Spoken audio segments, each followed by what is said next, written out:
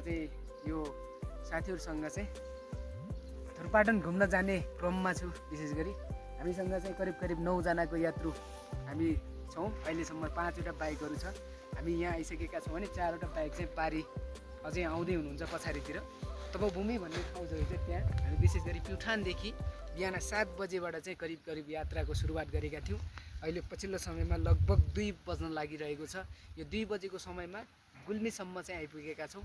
अझै हामी धुरपाटन पुग्नको लागि करिब अझै 4-5 घन्टाभन्दा बढी नै म्याक्सिमम लाग्ने भन्ने कुरा छ, सुन्नमा आएको छ। तपाईँले देखिहाल्नुभयो स्क्रिनमा अत्यन्तै राम्रो ठाउँ छ। गुल्मीको हरेक ठाउँहरू हेर्न सक्नुहुन्छ तपाईँले। यो क्षेत्रमा अहिले मौसमको कारणले गर्दा तपाईँहरूसँग क्लियरली देखाउन सकिएन, तर समय मिल्यो र यदि क्लियर देखियो भने अझ फेरि पनि तपाईँहरूलाई फर्किने बेलामा त्यो भ्यूहरू देखाउने नै छौँ। हामी चाहिँ विशेष गरी मदन भण्डारी राजमार्गबाट चाहिँ आइयो।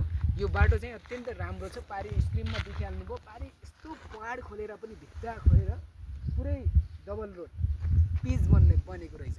अत्यन्तै सुन्दर ठाउँ, अत्यन्तै राम्रो ठाउँ, एकदम मजाले चाहिँ रमायो।